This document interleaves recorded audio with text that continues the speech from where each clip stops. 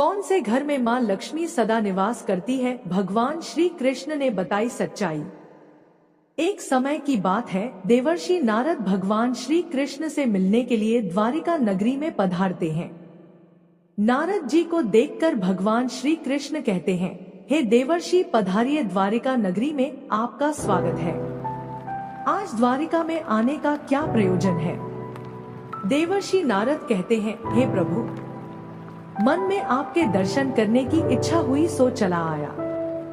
भगवान श्री कृष्ण मुस्कुराते हुए कहते हैं, हे देवर्षि, अवश्य ही आपके मन में आज कोई ना कोई बात चल रही होगी, इसीलिए निसंकोच होकर पूछ लीजिए। देवर्षि नारद कहते हैं, हे प्रभु, आप तो सब कुछ जानते हैं, मेरे मन में जो भी शंका है उसके विषय में भी आपको पता है, लेकिन फिर भी अगर आप पूछ रहे हैं तो मैं बताने की चेष्टा करता हूँ। हे प्रभु, आज मैं आपके पास यह जानने के उद्देश्य से आया हूँ कि किस कारण से मनुष्य के जीवन में दरिद्रता आती है। देवी लक्ष्मी किस कारण से मनुष्य के घर का त्याग करके चली जाती है, और वह कौन सा पुण्य है जिससे देवी लक्ष्मी सदैव ही मनुष्य के घर में वास करती है। भगवान श्री कृष्ण कहते हैं, हे देवर्षि, आज आपने समस्त मानव जाति के कल्याण के उद्देश्य से अत्यंत महत्वपूर्ण बात पूछी है। देवी लक्ष्मी के कारण ही मनुष्य के घर में सुख समृद्धि का वास होता है, और जब देवी लक्ष्मी घर का त्याग करके चली जाती है तो उस घर में दरिद्रता का ही वास होता है। इस विषय में एक प्राचीन कथा कही गई है जो मैं आपको सुनाता हूँ। जो भी मनुष्य इस कथा का श्रवण करता है उसके घर में देवी लक्ष्मी के साथ समस्त पुण्य निवास करते हैं। इसीलिए आप इस कथा का श्रवण कीजिए और इसका तीनों लोकों में प्रचार कीजिए। देवर्षि नारद कहते हैं, हे प्रभु, कृपया आप मुझे वह कथा सुनाइए। आपके मुख से इस कथा को सुनना मेरा सौभाग्य है। मैं इस कथा को पूरा सुनूंगा और इसका प्रचार तीनों लोकों में करूंगा। भगवान श्री कृष्ण कहते हैं, हे देवर्षि, जो मनुष्य सत्य का साथ देता है ईश्वर उसका साथ कभी नहीं छोड़ते हैं। आज मैं आपको महाराज हर्षवर्धन की कथा सुनाता हूँ, जिन्होंने देवी लक्ष्मी का त्याग करके दरिद्रता को ग्रहण कर लिया था। त्रेता युग की बात है, भारतवर्ष में सत्यवादी धर्मात्मा राजा हर्षवर्धन राज्य करते थे। उनका राज्य कुंतल प्रदेश पर था। उनके राज्य की प्रजा उनसे अत्यंत संतुष्ट रहा करती थी। महाराज हर्षवर्धन बड़े दानवीर और वचन का पालन करने वाले थे। वे सदैव अपनी प्रजा के हित का ही विचार करते थे। महाराज हर्षवर्धन इतने दयालु थे कि उनकी महानता का परिचय इस बात से पता चलता है कि जब भी उनके नगर में कोई भी साधारण मनुष्य बिक्री करने के लिए बाजार में अन्न वस्त्र आदि कोई वस्तु लाता, और यदि वह वस्तु सायंकाल तक नहीं बिकती तो उसे राजा स्वयं खरीद लिया करते थे, ताकि उनके राज्य से कोई खाली हाथ ना जा सके। अपनी प्रजा के हित के लिए राजा ने यह सत्य की प्रतिज्ञा की थी। सायंकाल होते ही राजा के सेवक शहर में भ्रमण करते और जब वे किसी को कोई वस्तु या द्रव्य लेकर बैठा हुआ देखते जिसे किसी ने खरीदा ना हो तो महाराज के सेवक उस व्यक्ति से उन वस्तुओं की कीमत पूछते और उसकी इच्छा और जरूरत के अनुसार उसकी जो भी कीमत होती वह कीमत देकर उसकी वस्तुओं को खरीद लेते थे। इस प्रकार से महाराज के ऐसे दयालु स्वभाव को देखकर अनेक लोग प्रसन्न होकर उनकी महानता की चर्चा करने लगे। महाराज हर्षवर्धन की कीर्ति तीनों लोकों में होने लगी। देवता भी उनकी प्रशंसा करने लगे। जब यह बात धर्मराज को पता चली तो एक दिन स्वयं धर्मराज ने ही महाराज हर्षवर्धन की परीक्षा लेने की सोची। फिर एक दिन स्वयं धर्मराज एक ब्राह्मण का वेश धारण करके महाराज हर्षवर्धन की नगरी में प्रकट हुए। उन्होंने अपने साथ दरिद्रता की कारक टूटी फूटी चीजें, कूड़ा करकट और कचरा एक पेटी में भर कर ले लिया। अर्थात उन्होंने दारिद्र्य एक पेटी में भर लिया और उस पेटी को लेकर वे सत्यवादी महाराज हर्षवर्धन के नगर में उनकी परीक्षा लेने के लिए पहुंच गए। धर्मराज उस नगर के बाजार में उस कचरे से भरी पेटी को लेकर बेचने के लिए बैठ गए। किंतु कौन सा व्यक्ति कूड़ा कचरा खरीदेगा? ब्राह्मण रूपी धर्मराज दिन भर वहीं पर बैठे रहे, लेकिन किसी ने भी उनका कूड़ा कचरा नहीं खरीदा। जब सायंकाल हुई तब राजा के सेवक हमेशा की तरह बाजार में घूमने लगे। जिसका भी बिक्री का सामान बचा होता उसे वे उचित धन देकर खरीद लेते थे, ताकि कोई खाली हाथ घर ना जा सके। फिर उन सेवकों ने देखा कि एक ब्राह्मण अपनी पेटी लेकर बैठा हुआ है। राजा के सेवकों ने उन ब्राह्मण महाशय के पास जाकर पूछा, हे ब्राह्मण महाराज, आप इस नगर में नए दिखाई दे रहे हैं, क्या हुआ? आपका सामान किसी ने भी नहीं खरीदा? ऐसा क्या लेकर आए हैं आप अपनी इस पेटी में? महाराज के आदेश से हम आपका यह सामान खरीदने के लिए आए हैं। कृपया बताइए आपकी इस पेटी में क्या है और इसका मूल्य कितना है? तब उस ब्राह्मण ने कहा, है सैनिकों, मैं इस पेटी में दारिद्र्य लेकर आया हूँ, अर्थात कूड़ा करकट भर कर ले आया हूँ, और इसका मूल्य 1000 सुवर्ण मुद्राएं हैं। उस ब्राह्मण के मुंह से ऐसे विचित्र वचन सुनकर वे सभी सैनिक हंसने लगे, और फिर उन्होंने उस ब्राह्मण से कहा, है ब्राह्मण, आपकी पेटी में कूड़ा भरा हुआ है, इसे कौन लेगा? इसका मूल्य तो 1 पैसा भी नहीं है। फिर उस ब्राह्मण ने कहा, है सैनिकों, यदि इसे कोई नहीं लेगा तो मैं इसे वापस अपने घर लेकर जाऊंगा। मैंने तो सुना है कि आपके महाराज यहाँ से किसी भी व्यापारी को खाली हाथ वापस नहीं जाने देते, उसका सारा द्रव्य खरीद लेते हैं। लगता है मैंने आपके महाराज के बारे में झूठ सुना है। उस ब्राह्मण की ऐसी बात सुनकर राजा के सेवकों ने कहा, है ब्राह्मण, आपने सही सुना है, हमारे महाराज किसी भी व्यापारी को खाली हाथ घर नहीं भेजते, उसका सारा माल खरीद लेते हैं। इसीलिए तुम थोड़ी देर रुको, हम अभी महाराज के पास जाकर आते हैं। फिर उनमें से एक सेवक महाराज हर्षवर्धन के पास जाता है और उनसे कहता है, हे महाराज, आज हमारे नगर के बाजार में एक ब्राह्मण आया है। वह बड़ा ही विचित्र है। वह अपनी पेटी में कूड़ा कचरा भरकर लाया है और उसका मूल्य वह 1000 सुवर्ण मुद्राएं बता रहा है। तब महाराज ने कहा, है सैनिकों, तुम जाकर उसके सामान का मूल्य जो कम से कम हो सके उतना उसे देकर उसका सामान खरीद कर लाओ। उसे उसकी वस्तुएं लेकर वापस मत जाने दो, अन्यथा मेरा वचन झूठा हो जाएगा। फिर राजा के सेवक उस ब्राह्मण के पास जाते हैं और कहते हैं, हे ब्राह्मण, हम तुम्हारे इस पेटी का मूल्य 200 स्वर्ण मुद्राएं देते हैं। तुम इतनी मुद्राएं लो और प्रसन्नता से अपने घर चले जाओ। किंतु उस ब्राह्मण ने कहा, है सैनिकों, मैं 1000 स्वर्ण मुद्राओं से 1 पैसा कम नहीं लूंगा। यदि तुम मेरा सामान खरीदना चाहते हो तो खरीदो, नहीं तो मैं अपना सामान लेकर वापस चला जाता हूँ। तब उन राजा के सेवकों ने कहा, है ब्राह्मण, ठीक है, अब हम तुम्हें इस पेटी के बदले 500 मुद्राएं देते हैं। इतना मूल्य तुम्हारे लिए सही रहेगा। लेकिन फिर भी वह ब्राह्मण नहीं माना और 1000 स्वर्ण मुद्राओं पर ही अड़ा रहा और कहने लगा, मेरा सामान लेना है तो लो, नहीं तो मैं चला। तब फिर से वह सैनिक लौटकर राजा के पास जाता है और उनसे कहता है, हे महाराज, उस ब्राह्मण को हमने 500 स्वर्ण मुद्राएं देने की कोशिश की, किंतु वह फिर भी नहीं मान रहा है। उसकी पेटी में कचरा और दारिद्र्य भरा पड़ा है, लेकिन फिर भी वह 1000 मुद्राएं ही मांग रहा है। हे महाराज, आपको उसका कचरा 1000 मुद्राओं में नहीं खरीदना चाहिए। महाराज हर्षवर्धन कहते हैं, सैनिकों, यह मेरे सत्य की प्रतिज्ञा है। मैं किसी भी व्यक्ति को अपने राज्य से खाली हाथ जाने नहीं दे सकता। हम सत्य का त्याग कभी नहीं करेंगे। इसीलिए तुम लोग जाओ और वह ब्राह्मण जो कीमत कह रहा है उसमें उसकी वस्तुओं को खरीद कर लेकर आओ। इसमें संकोच मत करो। फिर वह सिपाही ब्राह्मण के पास लौट कर आ गए। उन्होंने उस ब्राह्मण को 1000 सुवर्ण मुद्राएं दी और उसकी दारिद्र्य से भरी हुई पेटी ले ली। वह ब्राह्मण मुद्राएं लेकर चला गया। और फिर सिपाही उस दारिद्र्य से भरी पेटी को लेकर राजमहल में लौट आए। फिर महाराज ने उस पेटी को राजमहल के अंदर रखवा दिया। रात्रि में जब सोने का समय हुआ तब महाराज के राजमहल के द्वार से एक अत्यंत सुंदर स्त्री निकली।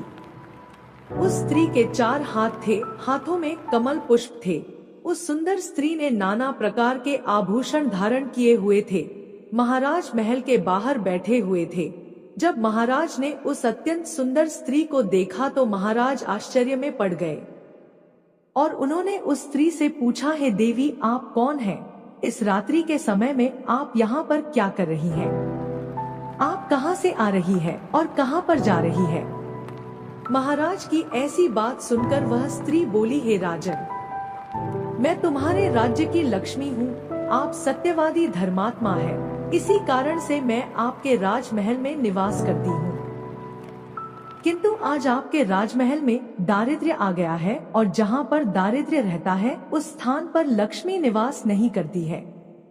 आज आपने एक पेटी में भरा दारिद्र्य अपने घर में रखा है, इसीलिए अब मैं यहाँ से जा रही हूँ।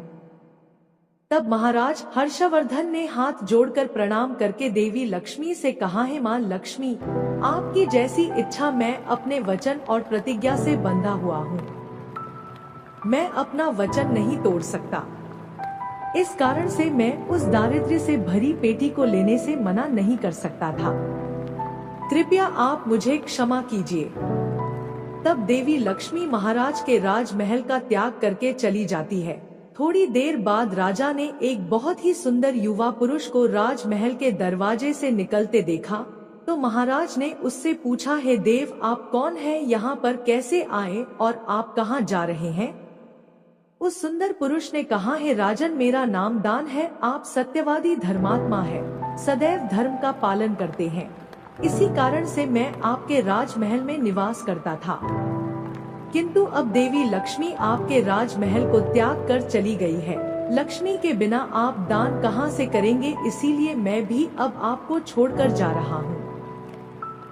तब महाराज हर्षवर्धन बोले, हे देव, ठीक है, जैसी आपकी इच्छा, आप भी जा सकते हैं, किंतु मैं अपने वचन को तोड़ नहीं सकता। फिर वह दान भी महाराज को छोड़कर चला जाता है। उसके बाद अन्य एक सुंदर पुरुष राजमहल से निकलता हुआ दिखाई पड़ा। तब महाराज ने उससे पूछा, हे देव, आप कौन हैं और कहाँ जा रहे हैं? तब उस पुरुष ने कहा, हे राजन, मैं यज्ञ हूँ। आप सत्यवादी धर्मात्मा हैं, आप सदैव दान धर्म करते थे, इसी कारण से मैं आपके राज्य में निवास करता था। किंतु अब देवी लक्ष्मी और दान आपका घर छोड़कर चले गए हैं, इसलिए मैं भी जा रहा हूँ, क्योंकि लक्ष्मी के बिना यज्ञ नहीं किया जा सकता और दान के बिना यज्ञ संपन्न नहीं हो सकता, इसीलिए मैं भी आपका त्याग करके जा रहा हूँ। महाराज हर्षवर्धन ने कहा, है देव, ठीक है, जैसी आपकी इच्छा, आप भी जा सकते हैं, किंतु मैं अपने वचन का त्याग नहीं करूंगा। फिर वह यज्ञ भी राजमहल को छोड़कर चला जाता है। फिर कुछ समय बाद एक अन्य अत्यंत सुंदर पुरुष राजमहल से जाता हुआ दिखाई देता है। तो राजा ने उनसे भी पूछा, है महाशय, आप कौन हैं और राजमहल छोड़कर क्यों जा रहे हैं? तब उस पुरुष ने कहा, है राजन, मैं यश हूँ, आपके पुण्य के कारण मैं आपके घर में निवास कर रहा था, किंतु अब आपके यहाँ से लक्ष्मी, दान, यज्ञ आदि सब चले गए हैं, तो उनके बिना आपको यश की प्राप्ति नहीं हो सकती, इसी कारण से मैं भी यहाँ से जा रहा हूँ। तब राजा ने उन्हें भी नमस्कार किया और आदर पूर्वक जाने दिया। फिर उसके बाद अन्य एक अत्यंत सुंदर स्त्री राजमहल से निकली, जिसने सुंदर वस्त्र परिधान किए हुए थे। उसे देखकर राजा ने पूछ लिया, हे देवी, आप कौन हैं और आप किस कारण से मेरे राजमहल का त्याग कर रही हो? तब वह स्त्री बोली, हे राजन, मैं कीर्ति हूँ। लक्ष्मी, दान, यज्ञ और यश ने भी आपका साथ छोड़ दिया है, तो उनके बिना मैं भी आपके राजमहल में नहीं ठहर सकती, इसीलिए मैं भी जा रही हूँ। तब राजा ने उन्हें भी जाने दिया। फिर अंत में एक अत्यंत सुंदर पुरुष राजमहल से निकला और उसे देखकर राजा ने पूछा, हे देव, आप कौन हैं और आप भी हमारे राजमहल को छोड़कर क्यों जा रहे हैं? तब उस पुरुष ने कहा, हे राजन, मैं सत्य हूँ। आप एक सत्यवादी धर्मात्मा राजा है, इसीलिए मैं आपके यहाँ निवास करता था। किंतु अब आपके यहाँ से लक्ष्मी, दान, यज्ञ, यश, कीर्ति आदि सभी चले गए हैं, तो मैं भी यहाँ से जा रहा हूँ। तब महाराज हर्षवर्धन ने कहा, हे सत्य, आप भी मेरा त्याग कर रहे हैं, किंतु मैंने तो आपका कभी त्याग ही नहीं किया। आपका त्याग न करने के कारण ही सभी मुझे छोड़कर जा रहे हैं, इसीलिए आप मुझे छोड़कर कैसे जा सकते हैं? मैंने अपने सत्य वचन का पालन करने के लिए ही दारिद्र्य को अपने घर में रखा था। मैंने संसार के कल्याण के लिए यह वचन दिया था कि मेरे राज्य से कोई भी खाली हाथ नहीं जाएगा। जो भी मेरे राज्य में कोई वस्तु बेचने आएगा, यदि उसकी वस्तु कोई नहीं खरीदेगा तो उसे मैं खरीद लूंगा। इसीलिए मैंने अपने सत्य वचन का पालन करने के लिए उस ब्राह्मण को 1000 सुवर्ण मुद्राएं देकर उससे दारिद्र्य को खरीद लिया था। उसी दारिद्र्य की पेटी के कारण देवी लक्ष्मी ने आकर मुझसे कहा कि वे उस स्थान पर निवास नहीं करती हैं, जिस स्थान पर दारिद्र्य रहता है। और देवी लक्ष्मी के जाते ही यज्ञ, दान, यश, कीर्ति सब मुझे छोड़कर चले गए हैं। मेरे सत्य वचन का पालन करने के लिए ही मैंने उन सभी को जाने दिया, और अब आप भी मुझे छोड़कर जा रहे हैं। महाराज हर्षवर्धन की बात सुनकर वह सत्य बोला, हे राजन, यदि आपने मेरे लिए ही इन सब का त्याग किया है तो ठीक है, मैं आपका राजमहल छोड़कर नहीं जाऊंगा। आप सचमुच बड़े पुण्यात्मा और सत्यवादी हैं, इसीलिए अब से मैं आपके राजमहल में ही निवास करूंगा। और वह सत्य फिर से राजमहल में लौट गया। उसके थोड़ी ही देर बाद एक सुंदर स्त्री लौटकर आ गई। उसे देखकर राजा ने पूछा, हे देवी, आप कीर्ति है, अब भी आप मुझे छोड़कर चली गई थी, तो फिर वापस क्यों लौट कर आ गई आप? तब कीर्ति ने कहा, हे राजन, मुझे क्षमा करो। मैं लक्ष्मी, यज्ञ, दान, यश के बिना तो रह सकती हूँ, किंतु सत्य के बिना नहीं। इसीलिए जहाँ सत्य रहेगा मैं भी वहीं पर रहूंगी। फिर राजा ने कीर्ति का स्वागत किया और वह राजमहल में चली गई। फिर यश वहाँ पर लौट कर आ गया। राजा ने उनसे पूछा, हे महाशय, आप तो यश है और आप मुझे छोड़कर चले गए थे, फिर लौटकर क्यों आ गए? तब उस पुरुष ने कहा, हे राजन, कोई राजा कितना ही बड़ा धनवान हो, दानवीर हो, किंतु सत्य के बिना उसे यश प्राप्त नहीं हो सकता। इसीलिए जहाँ पर सत्य विराजमान रहता है मैं भी वहीं पर रहता हूँ। सत्य के बिना मैं नहीं रह सकता। ऐसा कहकर फिर यश ने राजमहल में प्रवेश किया। उसके कुछ क्षण बाद यज्ञ भी लौट कर आ गया। राजा ने उनसे भी पूछा, हे महाशय, आप क्यों लौट कर आ गए? तब यज्ञ ने कहा, हे राजन, चाहे कोई कितना भी लक्ष्मीपति और दानशील क्यों ना हो, किंतु बिना सत्य के यज्ञ शोभा नहीं देता है। आप में सत्य विराजमान है, इसीलिए मैं भी आपके पास ही रहूंगा। इतना कहकर यज्ञ भी राजमहल में वापस लौट आए। उसके कुछ क्षण बाद दान भी वापस आ गया। राजा ने उनसे भी पूछा, हे महाशय, आप भी मुझे छोड़कर गए थे, फिर लौटकर किस कारण से आ गए? तब उस पुरुष ने कहा, हे राजन, मैं दान हूँ। कुछ समय पहले मैं आपको छोड़कर गया था, किंतु आप में सत्य विराजमान है और जहाँ सत्य रहता है मैं भी वहीं रहता हूँ। कोई भी मनुष्य कितना ही धनवान क्यों ना हो, किंतु बिना सत्य के वह दान नहीं कर सकता। दान का महत्व सत्य से ही होता है, इसीलिए मैं भी लौट कर आ गया। राजा ने कहा, ठीक है, आपका भी स्वागत है, और फिर दान भी राजमहल में चला गया। और फिर उसके बाद साक्षात देवी लक्ष्मी लौट कर आ गई। राजा ने पूछा, हे माँ लक्ष्मी, आप वापस क्यों आ गई? आप तो मुझे छोड़कर चली गई थी। तब देवी लक्ष्मी ने कहा, हे राजन, यह आपके सत्य की परीक्षा थी। आपके यहाँ पर यश, दान, यज्ञ और सत्य सभी निवास करते हैं। और लक्ष्मी के बिना सभी विफल हो जाएंगे, इसीलिए मैं आपके सत्य के धर्म की रक्षा करने हेतु लौट कर आ गई हूँ। तब राजा ने कहा, है माँ लक्ष्मी, मेरे यहाँ पर तो दारिद्र्य से भरी हुई पेटी है। जहाँ दारिद्र्य रहता है वहाँ पर आप कैसे निवास कर सकती हो? तब देवी लक्ष्मी ने कहा, है राजन, मेरी कृपा से वह दारिद्र्य से भरी पेटी भी सुवर्ण और रत्नों से भर जाएगी। इतना कहकर माँ लक्ष्मी भी राजमहल में प्रवेश करती है। माँ लक्ष्मी के प्रवेश करते ही वह पेटी में भरा पड़ा कूड़ा कचरा रत्न और सुवर्ण के आभूषण में बदल गया। इसके कुछ समय के पश्चात स्वयं धर्मराज ब्राह्मण के रूप में राजमहल में आ गए। तब राजा ने उनसे पूछा, है विप्रवर, आप कौन है? आपने तो मेरा त्याग नहीं किया था, फिर आप यहाँ पर कैसे आ गए? तब उस ब्राह्मण ने कहा, है राजन, मैं साक्षात धर्म हूँ। मैं ही ब्राह्मण का रूप धारण करके आया था और मैंने ही 1000 सुवर्ण मुद्राओं के बदले तुम्हें दारिद्र्य दिया था, किंतु तुमने अपने सत्य के बल से मुझे जीत लिया है। इसीलिए अब मैं तुम्हें वरदान देने के लिए आया हूँ। बताओ मैं तुम्हें कौन सा वर प्रदान करूं? इतना कहकर धर्मराज ने अपना मूल स्वरूप धारण किया। तब राजा हर्षवर्धन ने कहा, है धर्मराज, आपके दर्शन करके मैं धन्य हो गया। कृपया आप अपनी कृपा सदैव मुझ पर बनाए रखें, मुझे और कुछ नहीं चाहिए। फिर धर्मराज ने राजा को आशीर्वाद दिया और उस स्थान से अंतर्ध्यान हो गए। भगवान श्री कृष्ण कहते हैं, हे देवर्षि नारद, इस प्रकार से अपने सत्य धर्म के कारण ही महाराज ने सभी पर विजय प्राप्त की थी। इसीलिए मनुष्य को कभी भी सत्य का अनादर नहीं करना चाहिए, हमेशा सत्य का पालन करना चाहिए। जो सत्य की राह पर चलता है उसके पास लक्ष्मी, दान, यज्ञ, यश, कीर्ति सदैव निवास करते हैं। तो प्रिय श्रोताओं, इस प्रकार से भगवान श्री कृष्ण ने नारद जी को अत्यंत महत्वपूर्ण ज्ञान दिया है।